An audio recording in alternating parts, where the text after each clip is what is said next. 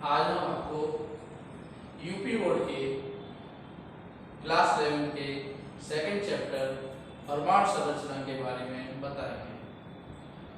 जैसा कि आप जानते हो कि डाल्टन का परमाणु सिद्धांत कहता था परमाणु अविभाज्य है, परमाणु को विभाजित नहीं किया जा सकता। लेकिन धीमे धीमे रिसर्च हुई तो उनसे ये निष्कर्ष निकल के आया कि परमाणु 3 प्रकार के मौलिक कणों से मिलकर बना होता है, जिन्हें इलेक्ट्रॉन, प्रोटॉन, न्यूट्रॉन कहते हैं। आज हम सबसे पहले इन्हीं के बारे में डिस्कस करेंगे कि इलेक्ट्रॉन की खोज कैसे हुई, प्रोटॉन की खोज कैसे हुई, न्यूट्रॉन की खोज कैसे हुई। अगर हम सबसे पहले चलते हैं इलेक्ट्रॉन की खोज।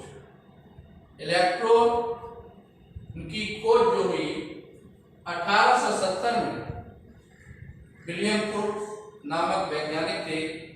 उन्होंने एक विद्युत विसर्जन नलिका ली और उस विद्युत विसर्जन नलिका में वैक्यूम पंप लगा करके निर्वात उत्पन्न किया।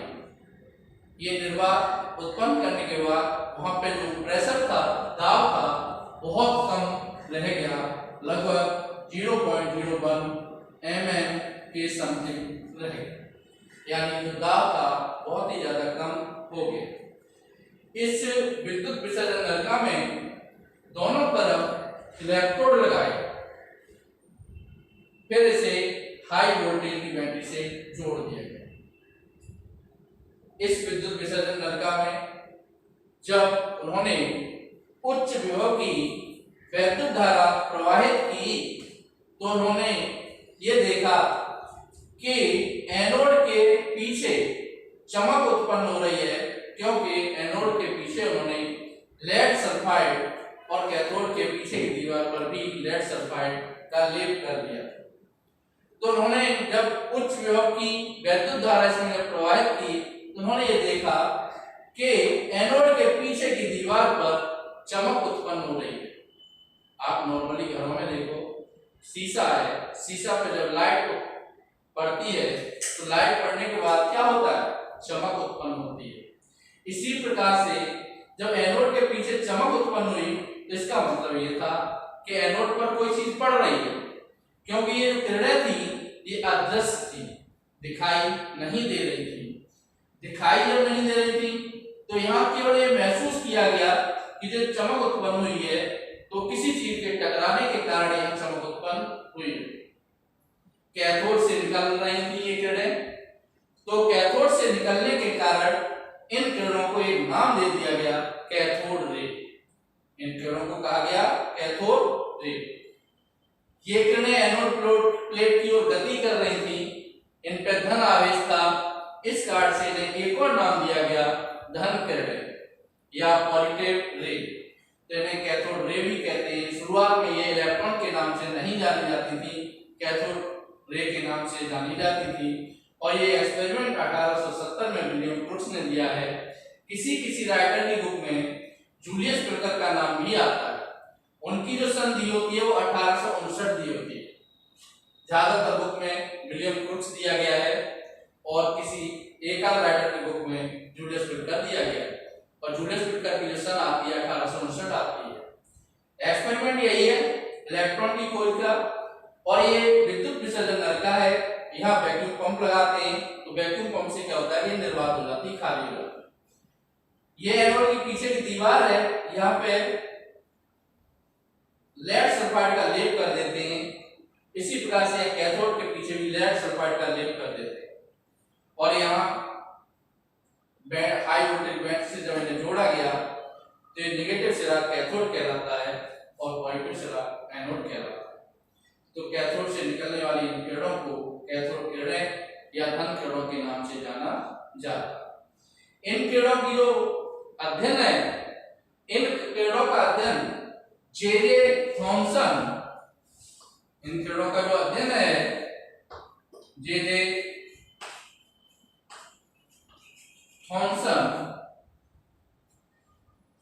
थॉमसन भी लिखा मिलेगा आपको और टॉमसन भी लिखा मिलेगा, क्योंकि यहाँ एच साइलेंट हो जाता है तो टॉमसन भी बोला जाता है।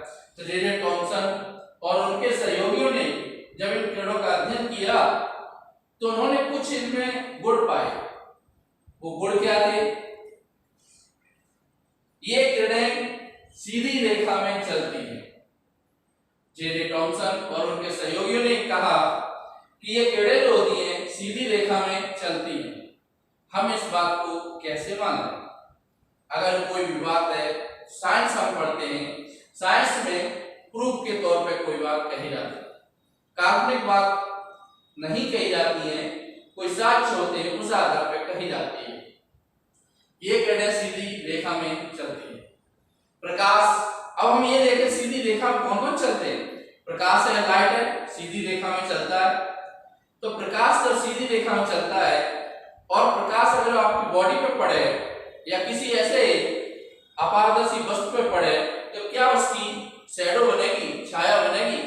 तो आप हमसे कहेंगे यस, यदि लाइट पड़ेगी किसी अपारदर्शी वस्तु पर तो उसकी छाया बन जाती है। इन किरणों के मार्ग में किसी अपारदर्शी वस्तु को रख दें और जब किरणें ये उस पर टकराती हैं तो वहां पे एक छाया बन जाती है, शैडो बन जाती है। इससे ये निष्कर्ष निकला कि ये किरणें सीधी रेखा में चलती हैं। दूसरी बात, ये किरणें द्रव्य कणों से मिलकर बनी होती हैं। तो द्रव्य क्या होते हैं? जिनमें द्रव्यमान हो, जो स्थान भी खेलते हैं तो स्थान तो खेलते ही है, इसके साथ साथ इनमें द्रव्यमान है या नहीं, इस बात का भी प्रूफ होना चाहिए। ये किरणें द्रव्य कणों से मिलकर बनी होती हैं। इसके लिए उन्होंने इन किरणों के मार्ग में एक हल्की पंखुड़ी का पंखा रख दिया।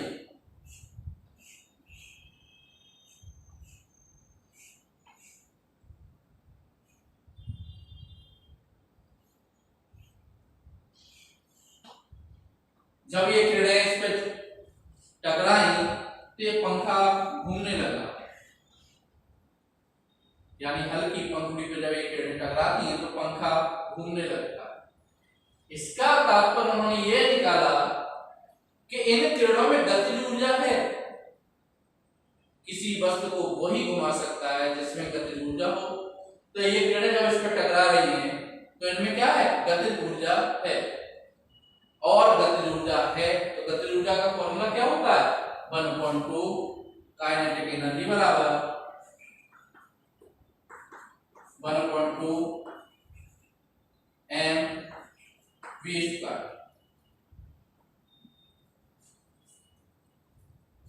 गतिज ऊर्जा का फॉर्मूला होता है काइनेटिक एनर्जी बराबर 1/2 mv²। इससे निष्कर्ष निकला कि इन किरणों में द्रव्यमान अवश्य होगा, क्योंकि 1/2 mv² कब बनेगा? जब उसमें द्रव्यमान हो। और इनमें गतिज ऊर्जा है, इसका मतलब इनमें द्रव्यमान अवश्य है। और द्रव्यमान है तो ये कैसी है? द्रव्य कणों से मिलकर बनी होती है। तो इन किरणों के बारे में कहा गया कि ये किरणें द्रव्य कणों से मिलकर बनी होती हैं। फिर इन किरणों को धन प्लेट और ऋण प्लेट के मध्य से गुजारा गया। इन किरणों को धन प्लेट और ऋण प्लेट के मध्य से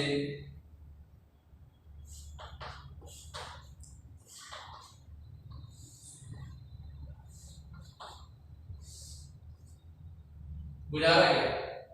तो उन्होंने ये देखा कि जब इन किरणों को धन प्लेट और ऋण प्लेट के मध्य से गुजारते हैं तो ये किरणें उदासीन होने के लिए अपने से विपरीत प्लेट की ओर मुड़ जाती हैं, अर्थात ये धन प्लेट की तरफ मुड़ जाती हैं। इसका तात्पर्य यह है कि ये जब वैद्युत क्षेत्र में गुजारी जाती हैं तो अपने से विपरीत आवेश पर जाकर उदासीन होती हैं। इसका तात्पर्य यह है इन किरणों पर ऋण आवेश होता है, तो इन किरणों पर ऋणात्मक आवेश होता है। फिर उन्होंने इलेक्ट्रोड जो है वो अलग अलग धातुओं के लिए आयरन का लिया, जिंक का लिया, कॉपर का लिया और उनके लिए E/m का मान निकाला, चार्ज/मास निकाला। धातुएं अलग अलग थी लेकिन उनके लिए चार्ज/मास आवेश/द्रव्यमान की जो वैल्यू थी वो कांस्टेंट आई।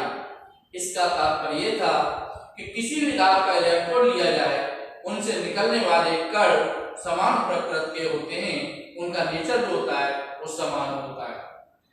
फिर इन किरणों को किसी हाई मेल्टिंग पॉइंट, उच्च गलनांक वाली धातु पर टकराया। उच्च गलनांक वाली धातुओं की बात करो, टंगस्टन है आपका, इसका गलनांक काफी हाई होता है, लगभग 3700 डिग्री सेल्सियस होता है। तो टंगस्टन जैसी धातुओं में, उच्च गलनांक वाली धातुओं पर जब ये किरणें टकराती हैं तो एक्स रे उत्पन्न करती हैं, एक्स किरणें उत्पन्न होती हैं, जिनसे हड्डी वगैरह का जो एक्सरे किए जाते हैं, जो किरणें यूज होती हैं वो एक्सरे उत्पन्न होती हैं। 1897 में सर जे थॉमसन ने इन किरणों को कैथोड से निकलने के कारण, ऋणात्मक चार्ज होने के कारण इलेक्ट्रॉन नाम दिया। अगर कोई आपसे पूछता है कि कैथोड किरणों की खोज का एक्सपेरिमेंट किसने दिया, तो विलियम क्रुक्स ने 1870 ईस्वी में दिया था। लेकिन अगर कोई आपसे यह पूछता है इलेक्ट्रॉन की खोज किसने की, इलेक्ट्रॉन की खोज, इलेक्ट्रॉन जो नाम दिया जे थॉमसन ने 1897 ईस्वी में दिया था।